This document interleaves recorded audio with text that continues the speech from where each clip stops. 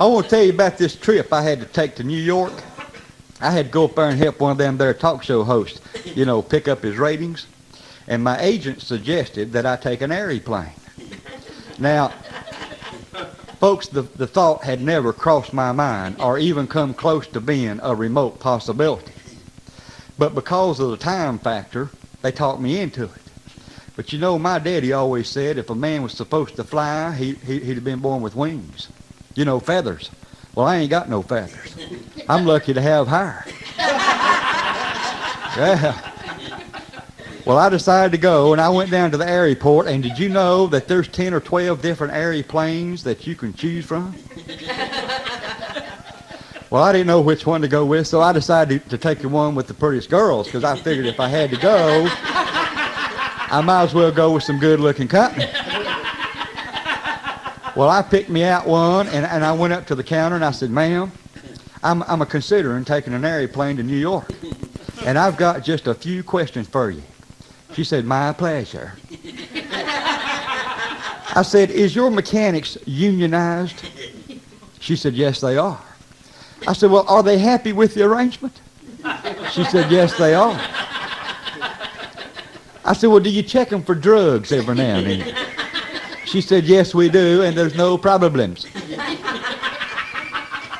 I said, well, how old is this airplane? She said, this is a DC-9, and she's only about 20 years old and has never crashed. Well, that made me feel just a little better because Daddy told me never to buy or ride in a wrecked vehicle. I guess the same applies to airplanes. Well, I bought a ticket and I got on that thing, and the first thing I noticed, there wasn't no pretty girls working. They had them all out front getting you money, had their mamas on the airplane.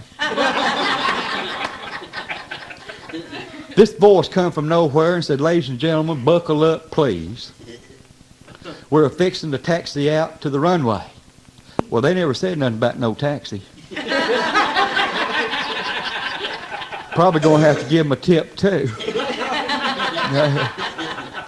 They told us to please notice the stewardess in our section. Well, I couldn't help but notice, and they said I had to. This woman's girdle was so tight she couldn't swallow. She held up this seatbelt and showed us how to buckle it. And then she held up this little mask with a little short hose on it. And she said that was for oxygen. Now, I reckon you and the person that's sitting beside you is supposed to take turns of blowing in the hose.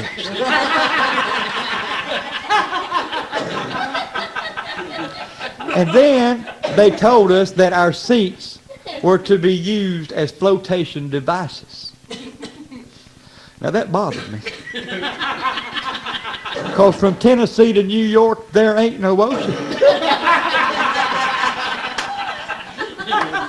Don't tell me what that seat's going to do on water for me. I want to know what it's going to do for me on dirt. Concrete.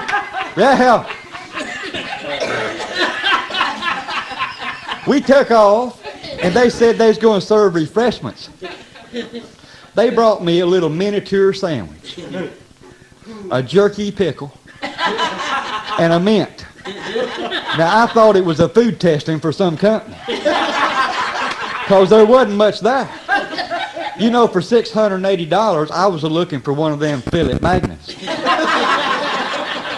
and a bowl of nanner pudding, you know. Well, I eat it, but my stomach thought my throat was cut because nothing went down there. Well, my biggest fear snuck up on me. I had to go to the bathroom. And I went, and folks, there ain't enough room in there to cuss a cat in. Well, I sat down and got as comfortable as possible when I heard the captain say, ladies and gentlemen, buckle up, please. We're fixing to go through some heavy turbulence. And it's going to get real rough. There ain't no seatbelts in there. I bounced all over that little metal room. Yeah. bruises all over me.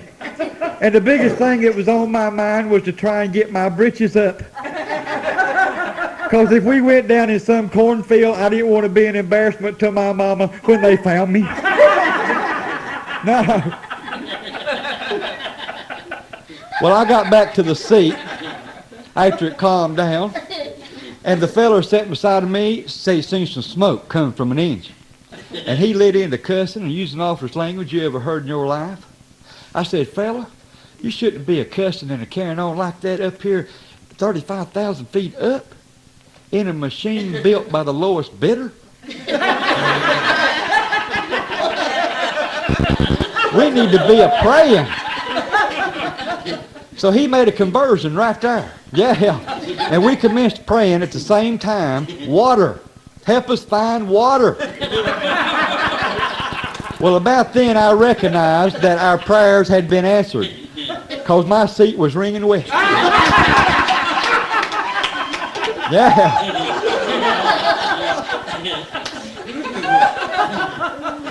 Well, we landed,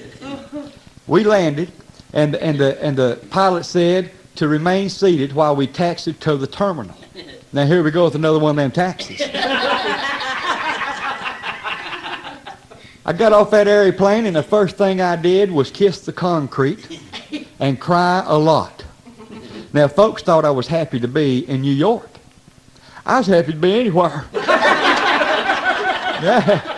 Now, I ain't saying I'll never fly again. But I am saying the next time, I'll take a looky-see at those stewardesses that are working on that airplane. And I will take me a picnic lunch. And I'll make sure there's a seat belt in that little metal outhouse.